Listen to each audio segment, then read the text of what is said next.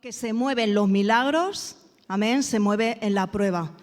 Dice, una fe que se mide en el silencio.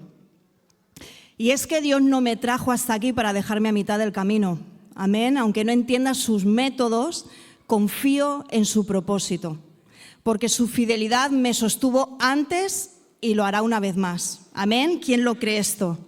Amén. Y es que hay etapas en nuestra vida cristiana que sentimos que el cielo está cerrado, se mantiene en silencio. Oramos, ayunamos, nos congregamos, pero no escuchamos nada. Entonces, ¿por qué Dios guarda silencio? ¿Será que está enfadado? ¿Será que estoy haciendo las cosas mal? ¿Por qué no hay una respuesta del cielo? Hoy vamos a estar viendo que el silencio de Dios no es un castigo, es parte del propósito que tiene que ver parte del proceso que tiene que ver con el propósito eterno. Amén. Vamos a leer Salmo 13, el 1.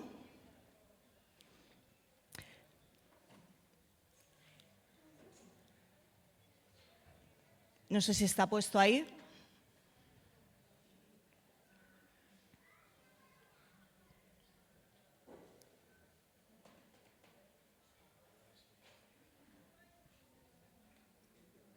Si no, lo leo yo. Dice, oh Señor, ¿hasta cuándo te olvidarás de mí? ¿Será para siempre? ¿Hasta cuándo mirarás hacia otro lado? Y es que aquí podemos ver un salmo lleno de lamento, de angustia, lleno de desesperación, donde uno se puede preguntar, ¿dónde está Dios?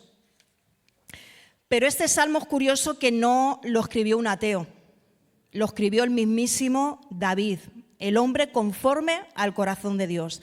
Y esto quiere decir que hombres como David, que estuvieron tan cercanos a Dios, también experimentaron el silencio. Y experimentar el silencio no quiere decir que seas menos espiritual, que seas menos hijo, o simplemente te hace humano. Dice que si ese silencio lo enfrentas con fe, puede transformarse en una de las experiencias más profundas con el Padre. Amén.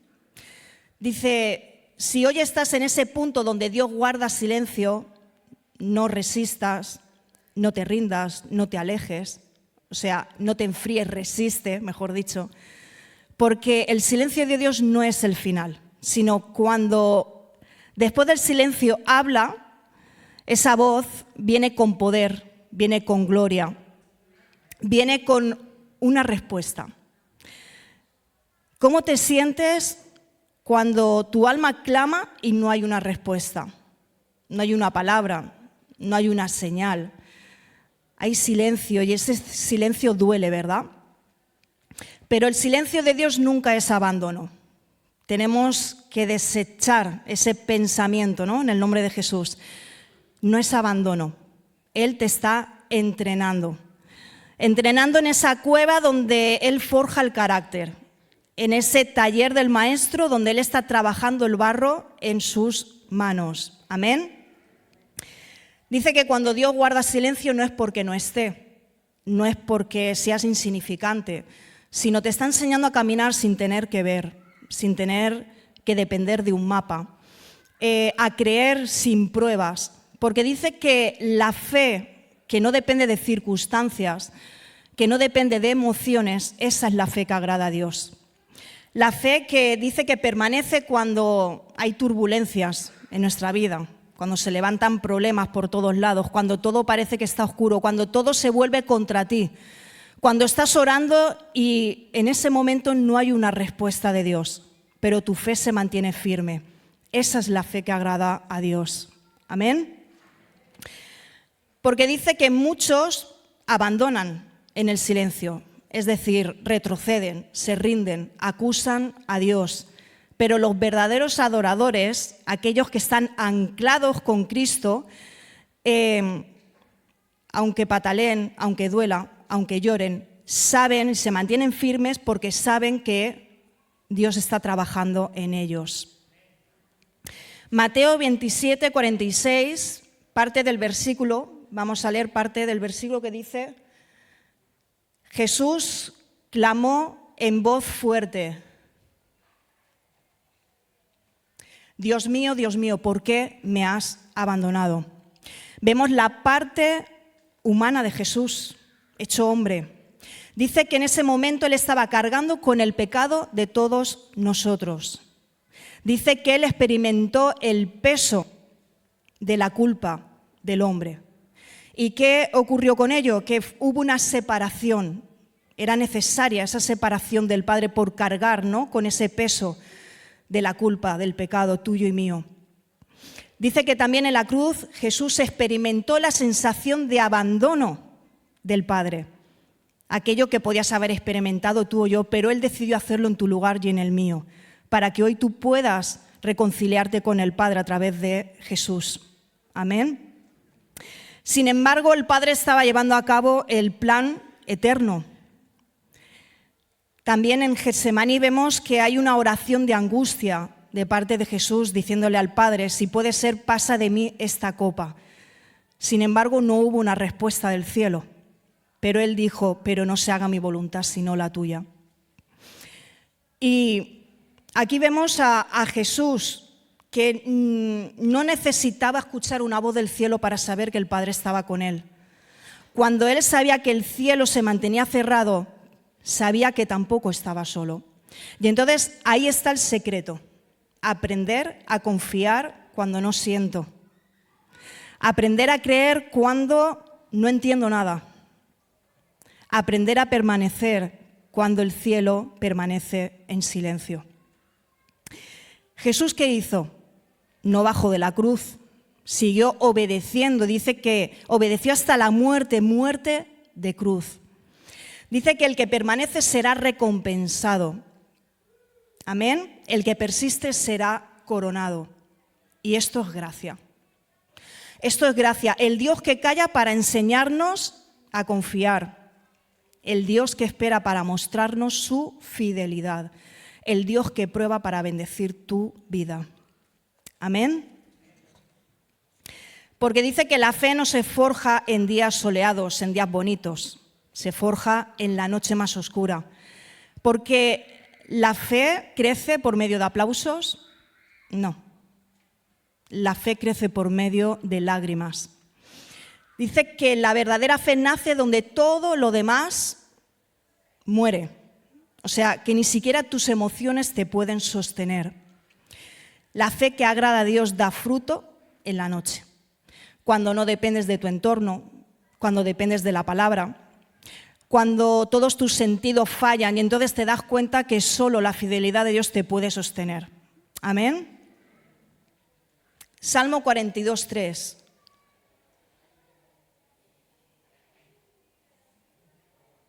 Dice así: día y noche solo me alimento de lágrimas, mientras que mis enemigos se burlan continuamente de mí diciendo: ¿dónde está ese Dios tuyo?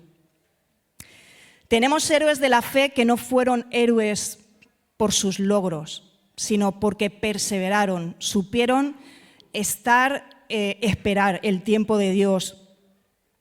En medio de lo que podía ser aparentemente un abandono aparente, no por lo que sintieron, sino por lo que creyeron. No hubo una voz, no hubo una respuesta, no hubo un consuelo visible, pero ellos se mantuvieron y hoy tenemos el testimonio de cada uno de esos héroes de la fe en nuestras vidas que nos dejan una enseñanza. Génesis 12:2 y Génesis 17:16, lo vamos a leer junto. Dice 12:2, haré de ti una gran nación, te bendeciré y te haré famoso. Reina Valera dice, engrandeceré tu nombre y serás una bendición para otros. Génesis 17:16 dice, y yo la bendeciré y te daré un hijo varón por medio de ella. Sí, la bendeciré en abundancia y llegará a ser la madre de muchas naciones. Entre sus descendientes habrá reyes de naciones. Es decir, este segundo versículo forma parte de la promesa que Dios le da a Abraham. porque la influencia de Dios a través de Sara, a través de Abraham, dice que sería significativa en la historia de la humanidad. Es decir, tú y yo formamos parte de esa promesa, porque dice Gálatas 3:29, si ustedes son de Cristo, entonces son descendientes de Abraham y herederos según la promesa. Abraham, padre de la fe, Dios le dice que sería padre de multitudes, pero pasaron años y no vio nada. Sara, una mujer ya mayor, estéril, y le da la promesa de tener un hijo, pero parecía que no iba a llegar la promesa.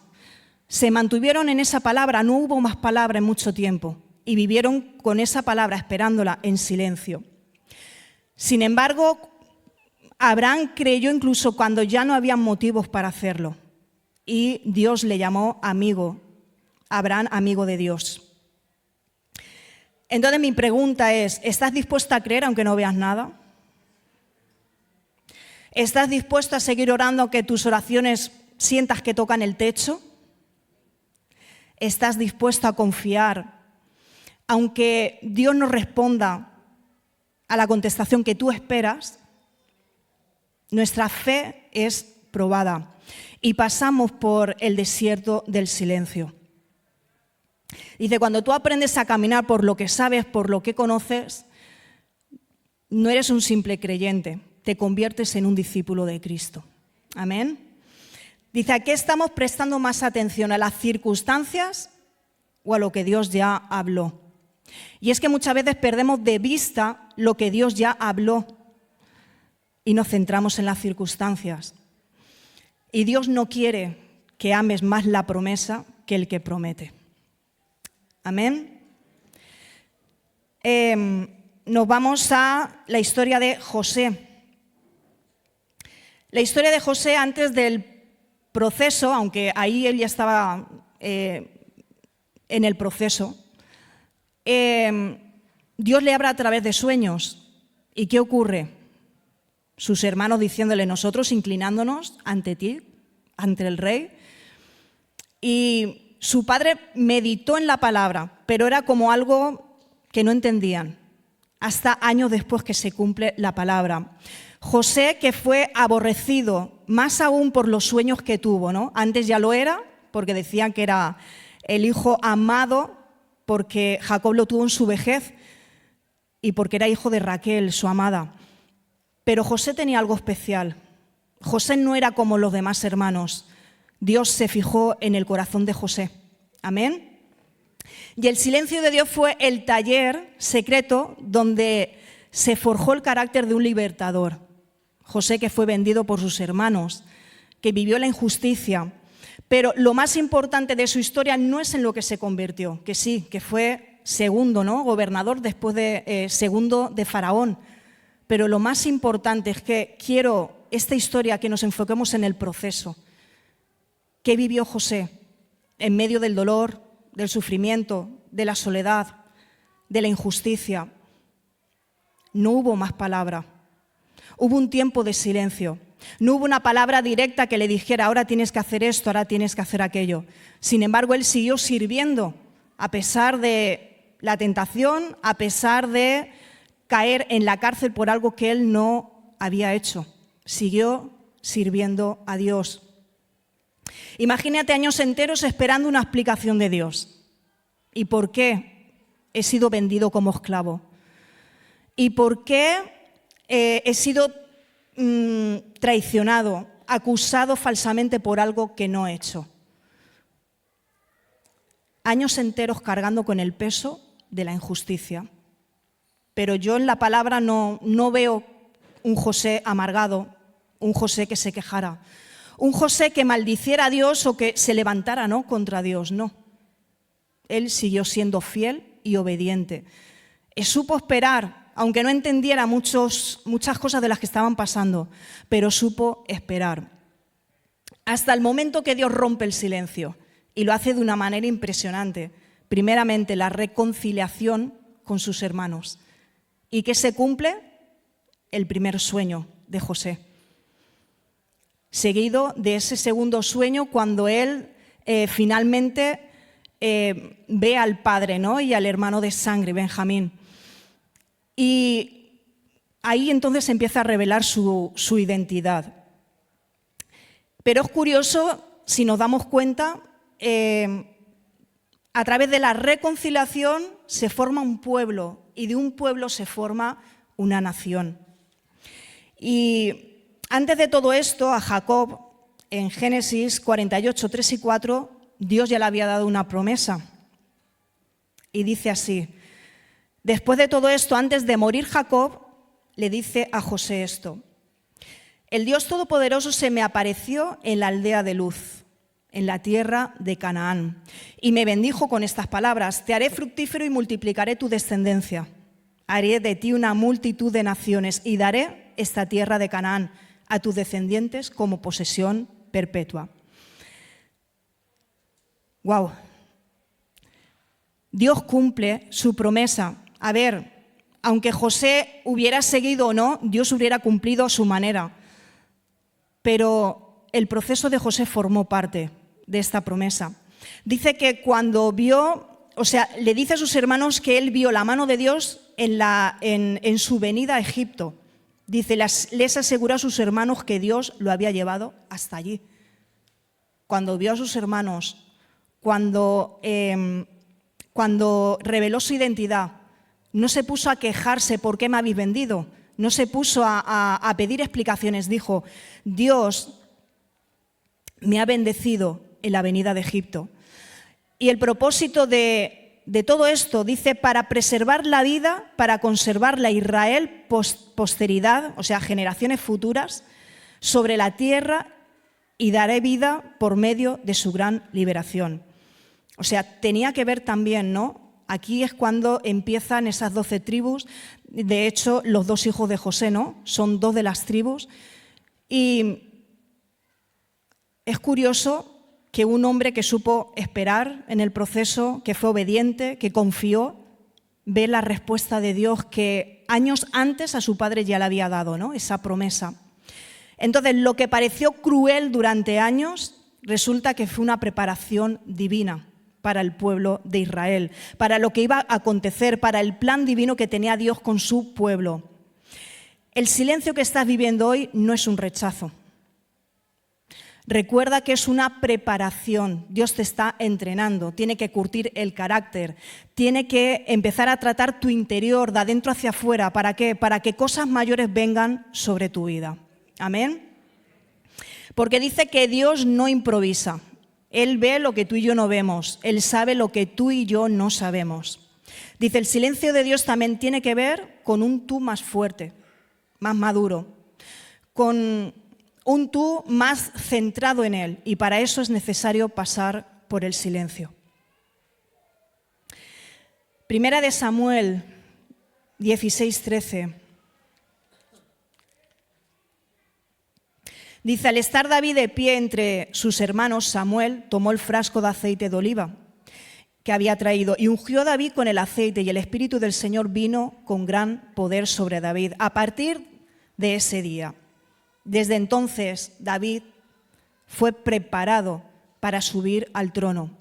Es curioso que también parece que David tuvo problemas con sus hermanos, ¿verdad? Lo tenían como algo insignificante, el pequeño, el que siempre está ahí con sus ovejas. Pero, ¿y el corazón de David? Cuando viene Samuel a estos 7 hermanos, le dice al papá, ¿no? A Isaí, al papá de David, que no era ninguno de ellos. Buscaba el corazón sincero, adorador, el corazón que conectaba con el Padre. Y también fue perseguido por Saúl, pero aquel que también supo honrar porque sabía que Dios le había dado un lugar. Así que de nuevo vemos a David, el hombre conforme al corazón de Dios, que huyó mucho tiempo como un criminal. ¿Por qué tanto tiempo de espera? ¿Por qué tanto silencio sobre su vida? Y es que el trono no se hereda por talento. David tenía talento, ¿verdad? Pero no se hereda por talento, sino por formación. Entonces, el silencio de Dios fue la clase, el aula donde David fue formado, trabajado, donde él trabajó el barro, donde él supo depender de su padre, donde supo entregar sus batallas, tanto en lo natural como en lo espiritual. Y David fue bendecido. Amén. Dice que las lágrimas derramadas hoy son como semillas y tu fe será el fruto maduro que glorificará a Dios. Lo voy a volver a repetir. Las lágrimas derramadas hoy, como David, en tu vida son como semillas. Y tu fe será el fruto maduro que glorificará a Dios. Porque dice que tu fe está arraigada a la fidelidad de Dios, el Dios que nunca deja de obrar. Otro personaje. Este personaje a mí me costó entender por qué tanto dolor, por qué tanto sufrimiento, una persona tan justa, recta delante de Dios, obediente. La historia de Job, un hombre justo, un hombre fiel, temeroso de Dios, y aún así Dios permitió que éste perdiera hijos, salud, bienes. Y sin embargo, Job clama a Dios, ¿no? Llora en la presencia de Dios, se desgarra en la presencia de Dios, pero el cielo se mantiene cerrado. Y estas son las palabras de Job. Le dijo cosas como: clamo a ti y no me respondes, me presento y no me prestas atención. Job dice que el alma la tenía rota, con la piel llena de llagas y el corazón deshecho. Sin embargo, Dios guardaba silencio. ¿Esto era abandono?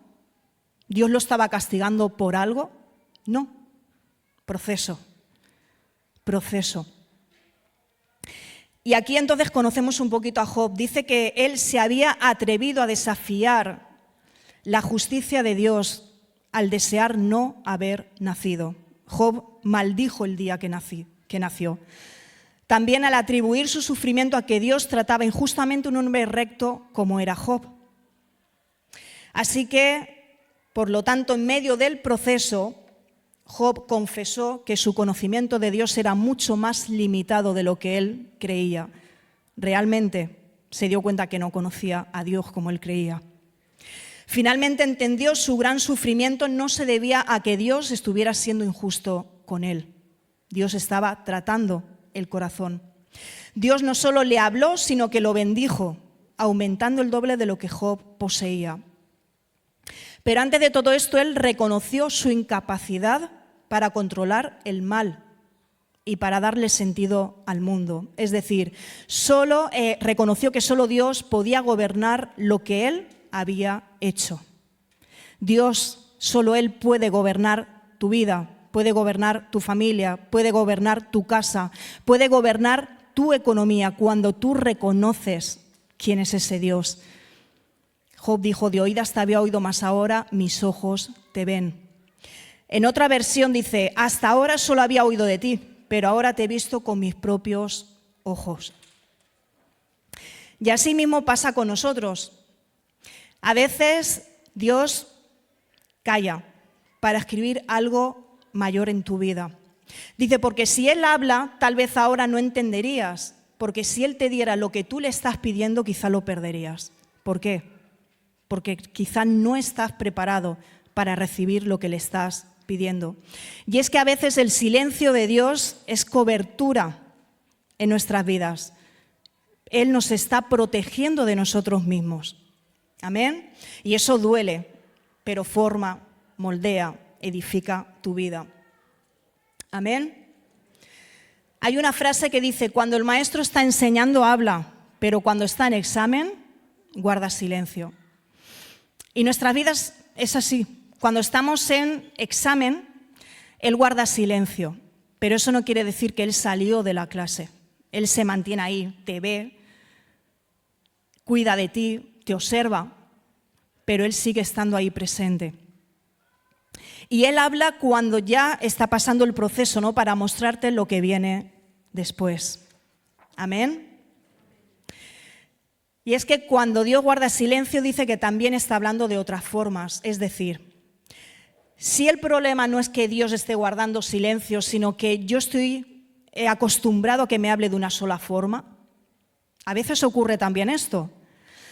Y, por ejemplo, nos centramos en escuchar una sola voz, una palabra específica, ¿no? Una señal, y no nos damos cuenta que Dios ya lo está haciendo, pero lo hace de una manera más sutil, más íntima, más espiritual. Hay muchos que están esperando a que Dios les conteste, como hacen en las películas, ¿no? ¿Qué hacen en las películas? Vemos como Dios, como una fuerte voz, ¿no? Una voz clara que diga exactamente lo que uno tiene que decir. Pero Dios es más sencillo que todo eso. Dios puede hablar a través de una persona. Puede hablar a través de un versículo que está rondando tu mente. O una situación sin lógica que viene a tu vida, dolorosa, muy dolorosa, pero en ese momento tú sientes paz. Y ahí Dios te está mostrando, estoy contigo en medio del proceso, estoy al control de esta prueba. Amén. Porque Dios no siempre habla a través de palabras, Dios habla a través de silencios. Y esos silencios despiertan algo en tu interior.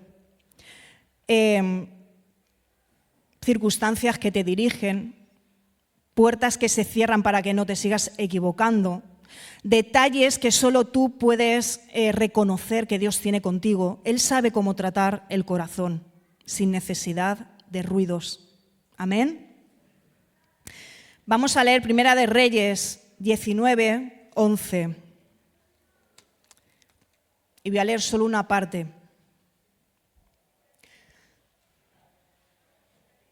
Él le dijo, sal fuera y ponte en el monte de Jehová. Bueno, voy a leerlo entero. Dice, mientras Elías estaba de pie, allí el Señor pasó y un viento fuerte e impetuoso azotó la montaña. La ráfaga fue tan tremenda que las rocas se aflojaron, pero el Señor no estaba en el viento. Después del viento hubo un terremoto, pero el Señor no estaba en el terremoto. Y seguido de ello dice que también hubo un fuego. Tenemos a Elías, profeta Elías. Acaba de tener una gran victoria sobre los profetas de Baal. Y resulta que huye porque una mujer, Jezabel, la mujer del rey Acab, le amenaza de muerte. Y este huye. Y después de huir y estar un tiempo fuera, se mete en una cueva. Frustración, depresión, lo que quiera ser. Pero Dios le dice, sal de la cueva y mira hacia el monte de Jehová. Y en ese entonces empieza a haber un viento recio, como dice la palabra, un terremoto, un fuego, pero Dios no se estaba moviendo en ninguna de las tres cosas. ¿Dónde estaba Dios? Dice que estaba en el silbo apacible y delicado. El silbo apacible y delicado, es decir, en algo suave, sutil, algo que muchos hoy no reconocerían como una manifestación de Dios. Sin embargo, Elías estaba teniendo ahí un encuentro con Jehová. Amén. Y esto nos enseña algo poderoso, porque muchas veces esperamos que Dios nos hable con un estruendo. Sin embargo, Él lo está haciendo con un susurro. ¿Y por qué no lo veo? ¿Por qué no lo noto? Porque pasamos el tiempo en cosas que no tienen que ver con Dios. Y es necesario saber de qué forma Dios me está hablando, porque con cada uno Él tiene su trato. Él lo hace con cada uno a su manera. Y es bueno reconocer los detalles. Cuando tú empiezas a notar y a saber los detalles de Dios sobre tu vida cambia para siempre. Detalles que encontramos a través de una canción, a través de un mensaje. Alguien que ora por ti y te está justamente especifica lo que tú en ese momento Dios está tratando en ti. O dices, wow, solo esto lo sabe Dios y yo, no lo sabe nadie más. Ahí te das cuenta que Dios te está hablando. O cuando viene un recuerdo y dices, Dios nunca me ha abandonado, siempre ha estado ahí. Porque Dios no trabaja a corto plazo. Él trabaja con una perspectiva eterna. Y cuando se presenta una situación en tu vida, en ese momento tú sabes lo que está ocurriendo, ¿no? Pero es que Dios sabe todo. pasado, presente, futuro. Sabe tu corazón, sabe tu legado, sabe tu llamado, sabe tus generaciones. Y eso que parece tan amplio, es necesario que guardes silencio. ¿Para qué? Para que madures espiritualmente, para que crezcas en fe y no tengas que depender de las cosas que vemos. Y así vivió muchas veces el pueblo de Israel. ¿Cuántas veces Dios guardó silencio con ellos? 40 años de desierto, donde a veces clamaban, otras veces dudaban, otras veces se sentían abandonados. ¿Pero crees que Dios los abandonó en algún momento? Cuando estaban hartos del maná, querían carne, codornices. Cuando no había agua, el agua de la roca, esa nube que los protegía del sol o del calor, de lo que fuera, o esa columna de fuego en la noche, ¿no?, que representaba al mismo Dios ahí en medio de su pueblo. Y es que Dios se movió, aunque no escucharon, aunque no habló, aunque no hablaba, todos los días estaba presente en cada detalle. Y es que dice que el silencio no es ausencia, es compañía, pero sin palabras. Debemos avanzar por lo que ya sabemos. Dice que ese es el momento clave, avanzar con lo que uno ya sabe. ¿Cuántos años pasaron entre el último profeta en el Antiguo Testamento y la venida de Cristo? 400 años de silencio profético, donde no hubo una palabra nueva, no hubo un mensaje del cielo, donde ningún profeta se levantó en ese entonces. Un silencio total. Pero en ese silencio Dios estaba preparando la escena que cambiaría la humanidad. Amén. La historia de la humanidad, el nacimiento de Jesús, el Salvador, el cumplimiento de todas las promesas, la redención para todo el mundo entero. Cuando nació Jesús, se cumplió parte, ¿no?, de esas profecías y nos dio una enseñanza en lo natural, en lo sutil, con humildad, que ahora en estas fechas que entran podemos hablar de ello, ¿no? Aunque no es exactamente el cumpleaños de Jesús, pero lo podemos usar para hablar de esperanza, de aquel que transforma de adentro hacia afuera, de aquel que crece su carácter en mi interior. Amén, aquel que nos hace libres. Entonces, yo soy muy de preguntar, ¿será que Dios está guardando silencio? Vuelvo a decir, porque está preparando algo mayor en mi vida. ¿Será que estoy en el tramo del Antiguo y Nuevo Testamento de mi historia personal con Dios? Quizá estás viviendo este tiempo en el que parece que nada ocurre, que nada cambia, que todo está como pausado. Pero no desesperes buscando voces en el hombre cuando Dios está guardando silencio. No te llenes de ruido para evadir el silencio, porque quizás no necesitas de una palabra. Quizás necesitas una convicción que te lleve a caminar hacia adelante, una convicción donde Él siga abriendo camino. Y entonces es ahí cuando uno puede vivir en lo invencible, en lo espiritual, porque no estás dependiendo de los momentos. Amén, dependes del Dios eterno. Y ahí aprendes a conocer al autor de tu historia. Entonces, hemos hablado que el silencio de Dios te forma, te prepara, pero a veces también cuando Dios calla, Él quiere que tú empieces a escucharte a ti mismo.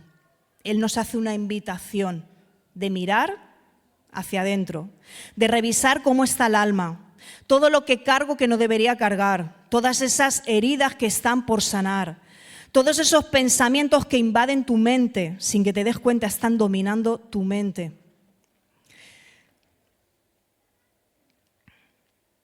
Y es que hay silencios que no vienen para darte una respuesta, sino para hacerte preguntas. Pero esas preguntas no vienen del exterior, esas preguntas vienen de adentro de ti. Dice, ¿estoy buscando a Dios o solo busco soluciones rápidas a mi dolor? Tu alma, dice, está tan llena de ruido, de miedo, de ansiedad, de inquietudes, de opiniones ajenas, que no puedes escuchar, recordar lo que Dios ya te habló. Entonces Él, ¿qué hace? Calla, para guardar silencio, para que tú obligarte a hacer silencio, a apagar esas voces externas.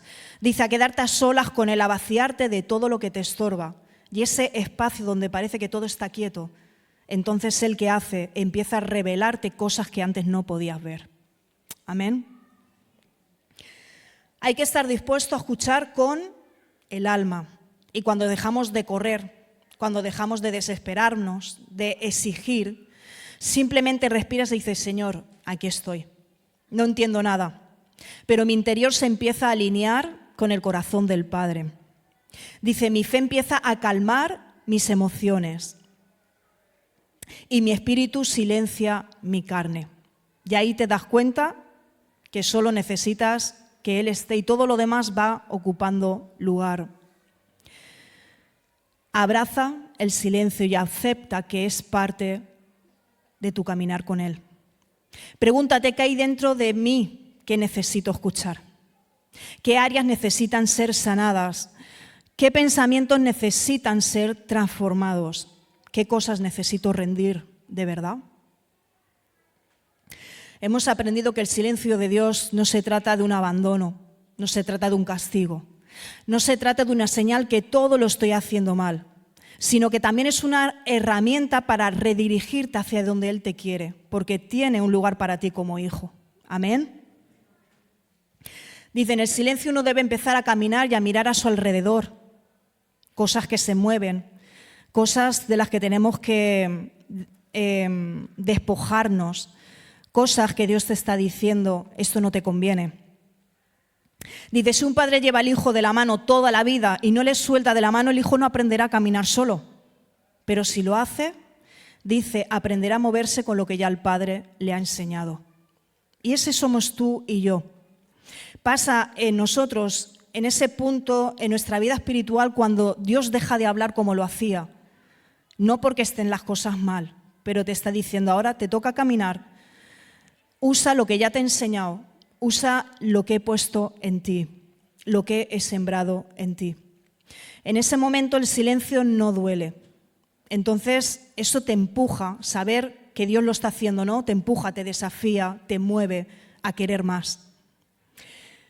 Moisés, cuando estaba frente al mar, se da cuenta de todo el ejército enemigo. Imagínate la situación de Moisés, todo un ejército enemigo.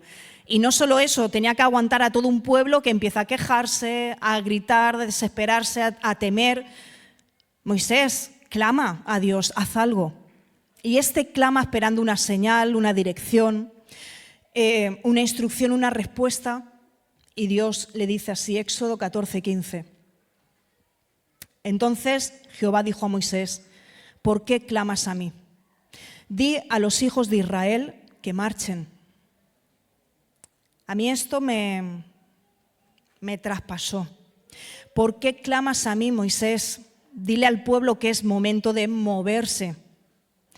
Ya te di lo que necesitas. Ya no necesitas de otra palabra. Tienes lo necesario. Ahora tu fe se tiene que poner en marcha. Y tal vez es lo que hoy Dios nos está diciendo a través del silencio. Yo ya te he confirmado. Ya te he dado lo suficiente. Ahora muévete, porque el propósito en ti dice que se activa cuando tú te lanzas, cuando tú te arriesgas, cuando tú confías. ¿Y qué ocurre? Que entonces ahí empieza a haber una nueva etapa de relación con Dios. Dice, cuando después del silencio Dios habla, lo hace de una nueva forma. Hay un momento después de tanto tiempo sin entender, tanto tiempo sin sentir, sin escuchar, que algo se abre delante de ti. Y algo que no puedes explicar con palabras. Es una paz que hacía tiempo que no sentías, pero es porque Dios está hablando más profundo, está hablando más claro y tú estás entendiendo. Y entonces uno deja de ser el mismo. Ya mis oraciones no están enfocadas en mí. Ahora estoy enfocado en lo que necesito, en lo que Dios me está dando que necesito, aunque eso duela. Estoy dispuesto a escuchar. Primera de Samuel 1, 27 y 28 dice: por este niño oraba, y Jehová me dio lo que pedí. Yo pues lo dedico también a Jehová. Todos los días que viva será de Jehová. Aquí está hablando Ana, la mujer de Samuel, el profeta. Dice, era estéril, pero clamó a Dios y le concedió, ¿no?, su deseo, diciéndole ella también en ese momento que cuando fuera destetado lo llevaría al templo para que éste fuera formado, ¿no?, al lado para servir en el templo con el sacerdote Elí. Y es curioso porque en esos días, dice la palabra, que eran escasos, no habían casi visiones, no, era poco común las visiones, y ahí Samuel fue llamado. Y entonces no sé si sabéis la historia, que está durmiendo, escucha una voz y se va al sacerdote Elí diciéndole si le había llamado. Así sucedió 2 veces más, hasta que Elí lo ayudó a entender que el que le estaba llamando era Dios. Y yo me imagino así, de esta manera, ¿no? Primera de Samuel 3:9 dice, habla, Señor, que tu siervo escucha. Y esto puede pasar de la misma manera con nosotros, después del silencio, cuando Dios habla. Heme aquí, que tu siervo escucha. Dispuesto a entender, dispuesto a caminar, dispuesto a recibir lo que quieras decirme, una actitud de confianza. Porque nos hemos dado cuenta que no es más importante la respuesta de Dios, sino el tenerlo a Él. Amén. Y nos damos cuenta que en medio del silencio no fue un abandono, sino una cobertura, un cuidado de Dios, una enseñanza, y Dios me muestra su amor. Así que, en conclusión, el silencio revela la verdadera fe. Todos podemos decir que creemos a Dios cuando todo va bien, cuando hay una respuesta rápida, cuando la provisión llega justo a tiempo, es sencillo. Cuando estoy en la alabanza, levanto mis manos y digo, Señor, eres bueno. Pero la fe no se mide en abundancia, se mide en el silencio. Y ahí te das cuenta de lo que tú estás hecho. Te das cuenta también de la calidad de tu relación con Dios. Quizá todo lo que creías que estaba bien resulta que estaba bajo el manto de la religiosidad. Dios en su silencio destapa todo eso y es necesario, aunque incomode, porque dice que no hay transformación sin ser confrontado. Y al hombre lo que más le cuesta es ser confrontado con su realidad, con la verdad de Cristo. Amén. Me gustaría que nos pusiéramos de pie. Y que ahora esto que voy a leer lo hagas tuyo, como si tú se lo estuvieras diciendo a Dios desde tu corazón. Recuerda que Dios no te trajo hasta aquí para dejarte a mitad del camino. Aunque no entiendas cómo lo está haciendo, confía en su propósito, porque si estás aquí es porque Él ha sido fiel y lo seguirá siendo. Amén.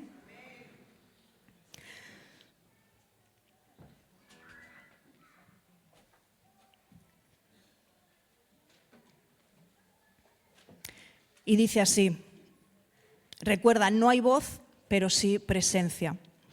Cierra tus ojos y piensa en esto. Dice, no tengo todo lo que quiero, pero tengo lo que necesito.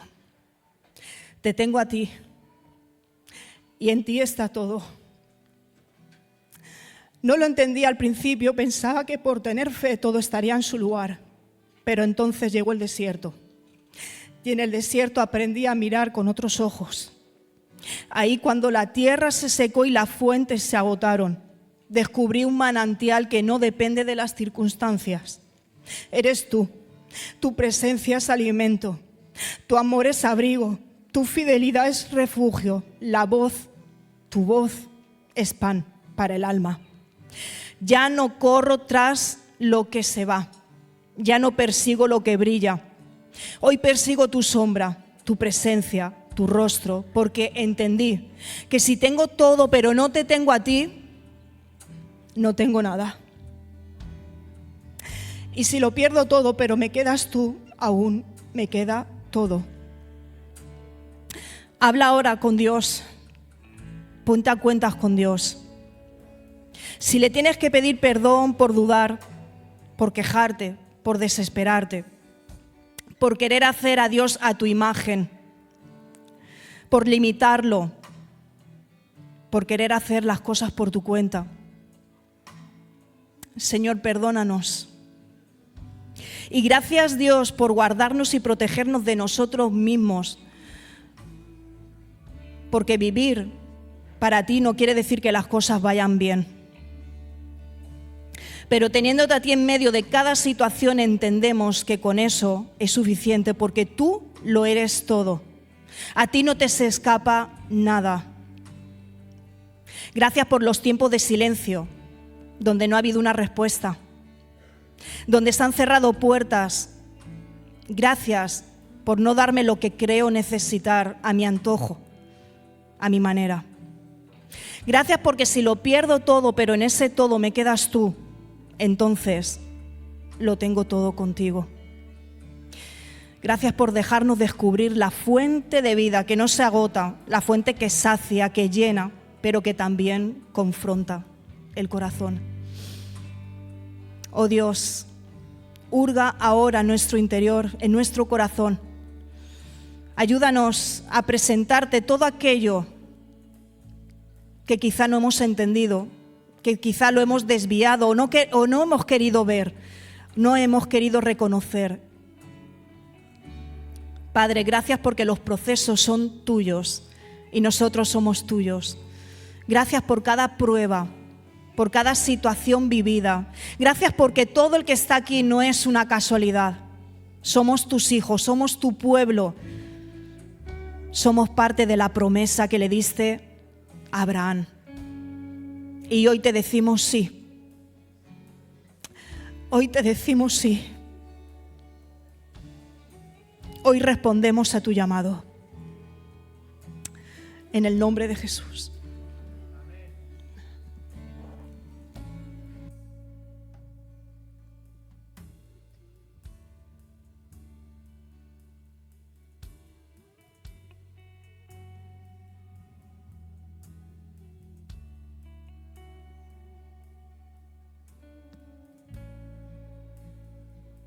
Si te tengo a ti, lo tengo todo, mi amado, mi tesoro. Fuera de ti, nada deseo, Señor. Si te tengo a ti, lo tengo todo, mi amado, mi tesoro. Fuera de ti, nada deseo, Señor. Cristo Jesús, eres mi plenitud. Cristo Jesús, eres mi plenitud. Cristo Jesús, eres mi plenitud. Cristo Jesús, eres mi plenitud.